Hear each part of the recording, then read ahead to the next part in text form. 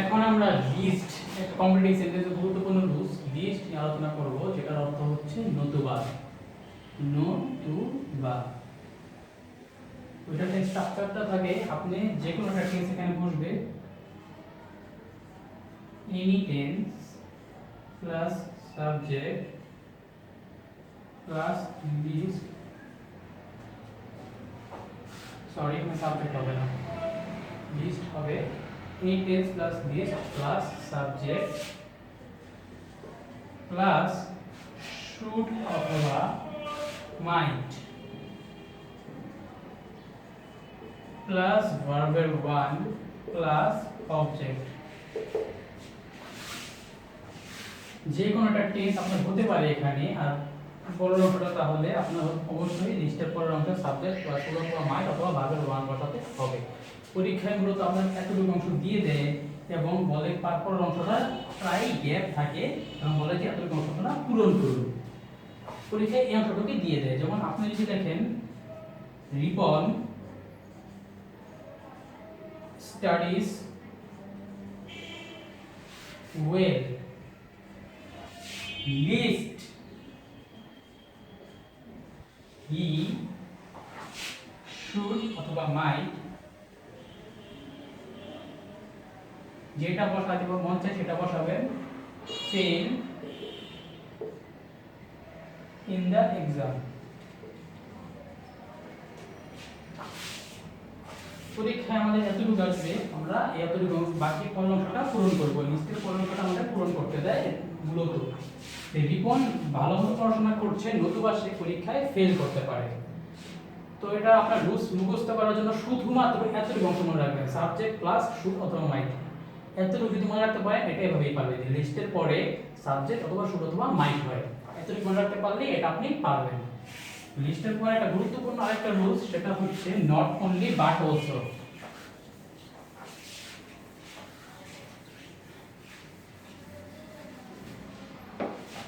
Not only but also,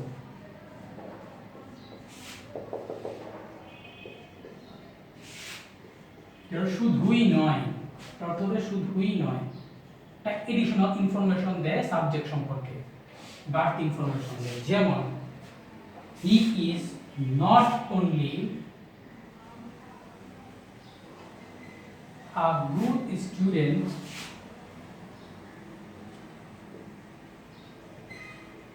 but also, যদি নিচে দেখি তাহলে আপনাদের আলাদা একটু সুবিধা হবে, a good player, সে একজন শুধু ভালো স্টুডেন্টই না বরং একজন ভালো প্লেয়ার।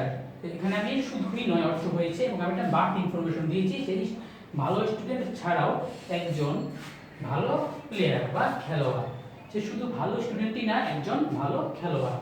তো নট অনলি বাট অলসো এতটুকু আমরা বুঝতে পেরেছি যে আমরা কি অর্থ দিই। তো আরেকটা কথা হচ্ছে, নট অনলির পরে আপনি যে অংশটা বসাবেন বাট অলসোর পরেও আপনার ওই অংশটাই বসাতে হবে এবং এটা মাস্ট, না হলে আপনার সেন্টেন্স কাটা যাবে।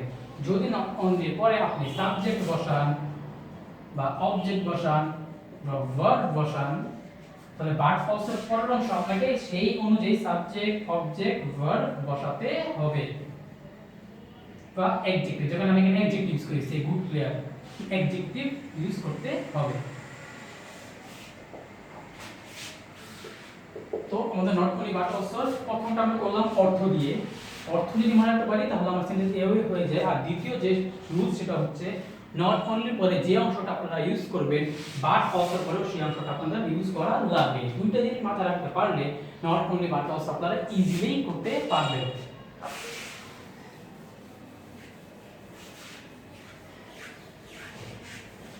নট অনলি পরে যে রুল সেটা হচ্ছে as, because, since। এইটা করতে অনেক আমার পার্সোনালি অনেক ভালো লাগে, আমার পার্সোনালি ফেভারিট একটা কমপ্লেক্স সেন্টেন্স ছিল যখন আমি আপনাদের জায়গায় ছিলাম। as, since, because। তিনটার অর্থই হচ্ছে কারণ বা যে কারণ বোঝায় আর কি। যেহেতু একটা সেন্টেন্সে দুইটা ক্লজ থাকবে, প্রথম ক্লজের একটা কারণ বোঝাবে। দেখেন এখানে একটা উদাহরণ দিই, as he plays football well,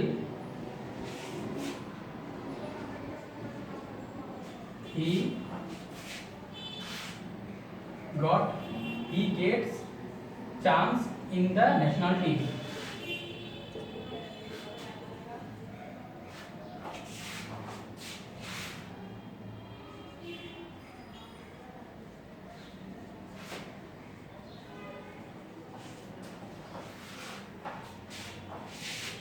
will get হবে, কিন্তু will get তে আমার কোনটা হয়, will get বা may get chance in the national team। যেহেতু সে ভালো ফুটবল খেলে, সে জাতীয় টিমে চান্স পেতে পারে বা জাতীয় টিমে চান্স পাবে। তো আমরা ভালো খেলাটাকে আমরা ধরতেছি একটা কারণ, ভালো খেলার কারণ হিসেবে আমরা ধরতেছি তার জাতীয় দলে চান্স পাওয়া। তো এখানে এস মানে যেহেতু, আর একটা বাংলা বলে আপনারা ইংরেজি বুঝতে পারতেছেন যে এই অংশটা কি হবে। তো আমরা আমাদের মূলত এতটুকু দিয়ে দেওয়া থাকে পরীক্ষায়, আর পরে আমাদের এতটুকু অংশ পূরণ করতে বলে। আর কমপ্লিট সেন্টেন্স পারার মূল যে মন্ত্র সেটাই হচ্ছে আপনার ইংলিশ টু বাংলা ট্রান্সলেট করা পারতে অবশ্যই হবে। কারণ কমপ্লিট সেন্টেন্সে 80% নির্ভর করে আপনি ইংলিশ থেকে বাংলা ট্রান্সলেট করে নিজের মাথা দিয়ে কমপ্লিট সেন্টেন্সটা কমপ্লিট করতে পারতেছেন কিনা। 20% আপনার রুলসের মধ্যে পড়ে। আমি পার্সোনালি তেমন রুলস মুখস্থ করিনি, আমি অর্থ দিয়ে করতাম, এবং ইংলিশে আমার 86 বা 87 মনে নাম্বার ছিল, মনে নেই আমার স্পেসিফিক্যালি। আমি শুধু বাংলা অর্থ অনেক ভালো করতে পারতাম। তাই আপনার বাংলা অর্থতে অবশ্যই মনোযোগ রাখতে হবে। যেমন এস আর সিন্স, এখানে রুলসে তেমন কিছু নেই। আমি যদি রুলসটা প্রয়োগ করি জিনিসটা আরো কমপ্লিকেটেড হয়ে যায়। আমি যদি বাংলা দিয়ে করি এটা ইজিলি করা যায়। যেমন আমি যদি সে ভালো ফুটবল খেলে, তারা বলতে পারি কি সে জাতীয় টিমে চান্স পেতে পারে বা পাবে, সেই জন্য আমরা উইল বা মে ব্যবহার করেছি। তো আমরা এমন ভাবে আরেকটা উদাহরণ দিই সিন্স দিয়ে। এখানে যদি আপনি সিন্স এর জায়গায় সিন্স দেন, অর্থ একই হবে। সিন্স যদি এখানে দেন তো অর্থ আমার একই হবে, তিনটার অর্থই যেহেতু। ঠিক আছে, আমি আশা করি আমি বুঝাতে পারছি আপনাকে যে এস আর সিন্স গুলো কিভাবে করতে হয়। তো সিন্স এর ক্ষেত্রে আরেকটু কমপ্লিকেটেড একটা রুলস আছে, সেটা পারলে আপনি রাইট ফর্ম অফ ভার্বস এবং কমপ্লিট সেন্টেন্স আরো ভালো পারবেন। সিন্স এর রুলসটা হচ্ছে, মানে যেহেতু সিন্স এর টপিকটা আসছে, আমি সিন্স এর রুলসটা দিয়ে দিই আপনাদের।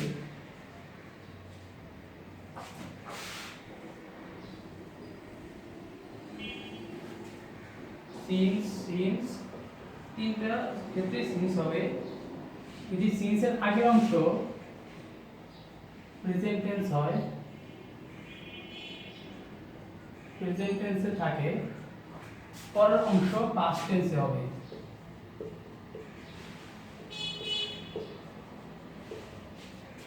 পাস্ট অংশে হবে।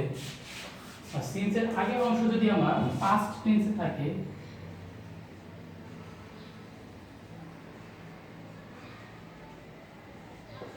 পরের অংশ পাস্ট পারফেক্টে হবে। এখন আমি ধরে নিই যে আপনি টেন্স যদি পারেন পাস্ট পারফেক্ট আর প্রেজেন্ট টেন্স নিয়ে কোনো ব্যাপারই না, পাস্ট পারফেক্টে হবে। আর টেন্সের এই অংশ যদি প্রেজেন্ট পারফেক্ট থাকে, সাবজেক্ট প্লাস প্রেজেন্ট পারফেক্ট, শুধু প্রেজেন্ট পারফেক্ট লিখলেও হতো, কারণ কোনো টেন্স বা সাবজেক্ট ছাড়া হয় না। প্রেজেন্ট পারফেক্ট টেন্স যদি থাকে, তো আমি আপনাদের ক্লিয়ারের জন্য সাবজেক্ট লিখে দিয়েছি। আর সিন্সটাকে প্রেজেন্ট পারফেক্ট পরে সিন থাকে, সিন্স